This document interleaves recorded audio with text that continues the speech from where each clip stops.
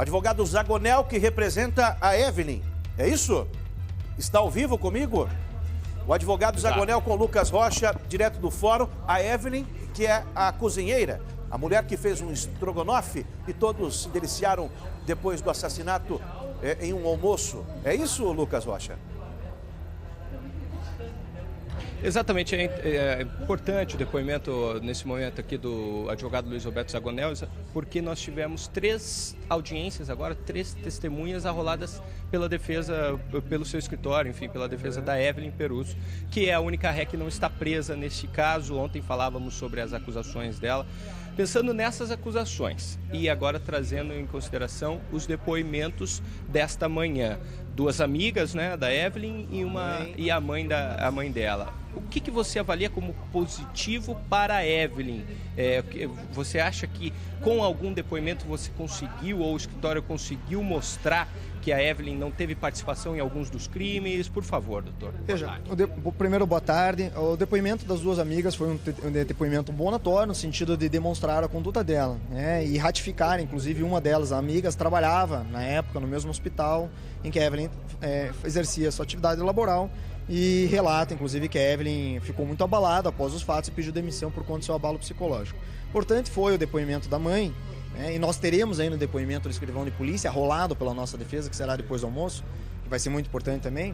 Mas o depoimento da mãe vem para ratificar tudo aquilo que a Evelyn disse e diz desde o começo e vai dizer até o final, né, da participação do Eduardo Porcotti nos fatos. Por que nós estamos insistentemente batendo na participação do Eduardo Porcotti? Porque a Evelyn foi trazida para esse processo por conta que ela determina, ela fala, né, ela é a 5ª pessoa que fala que o Eduardo Porcotti participou. Quais seriam essas pessoas? O David Voleiro fala também... A pessoa que é ouvida é o Edson Brits, né?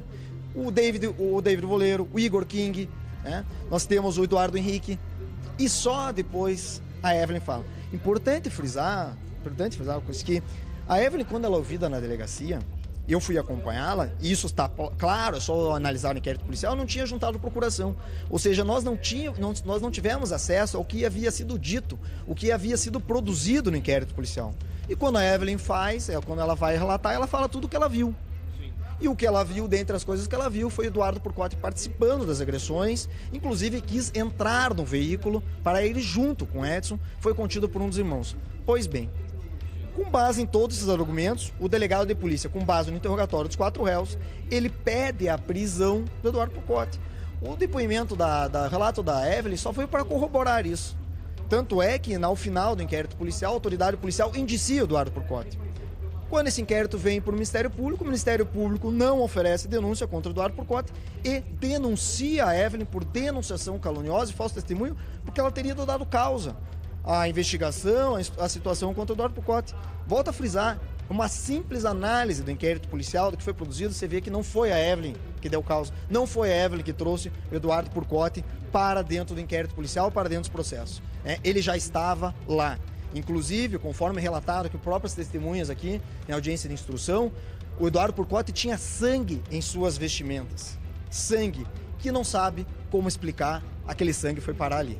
A Evelyn, para a gente, o nosso telespectador que às vezes não está tão atento assim ao caso, o que acontece? A Evelyn é acusada pelo Ministério Público, e é ré nesse caso, porque, de acordo com o MP, ela estaria mentindo com relação à participação do Eduardo Porcotti nas agressões.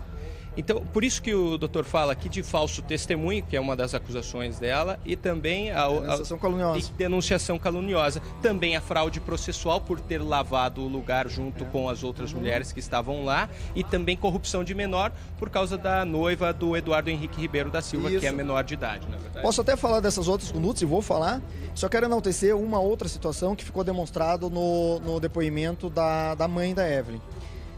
Uma dessas menores, que é a namorada do Eduardo Henrique, ela, depois que a Evelyn presta, depois que ela acaba sendo denunciada, ela entra em contato com a Evelyn via aplicativo Instagram, aquelas conversas inbox, e ali ela fala, e ali ela se mostra indignada, essa menor, que como que o Eduardo Porcotti saiu impune, já que ele era o mais nervoso, já que ele era um dos cidadãos que mais fez atos ali. Isso, o relato não é da Evelyn, é da menor. Nós pegamos, fizemos a juntada da ata notarial dessa conversa pelo aplicativo. Isso está nos autos e nós temos esta cópia. A produção pode separar, daqui a pouco a gente pode trazer no ar também os prints desta conversa, na qual, de acordo com o entendimento lógico da defesa, da Evelyn, esta menina atesta o que ela estava falando. Atesta o que ela fala e se mostra indignada. E fala que, inclusive, ele está se... Isso palavras dela, palavras da menor, que ela está se safando porque tem dinheiro. Isso palavras dela que está lá, né? Isso com relação à fraude processual e corrupção de menores, importante falar lá.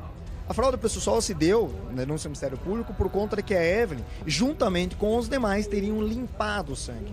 Pois bem, importante frisar que isso aconteceu de fato. A Evelyn limpou.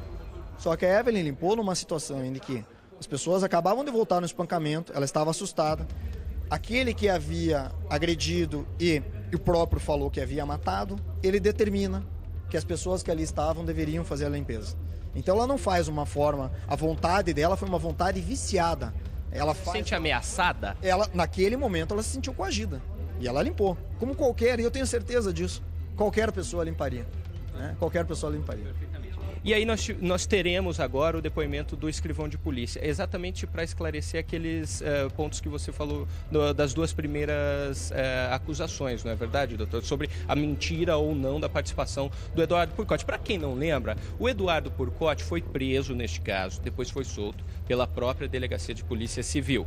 E aí, posteriormente, já neste carnaval, teve uma outra bronca envolvendo o Eduardo Purcotti, que ele entrou em uma briga lá em Guaratuba, brigou com todo mundo. Nós temos as imagens do Eduardo Purcotti também, muito nervoso, a gente pode observar naqueles vídeos, e é esse homem que a Evelyn aponta como participante.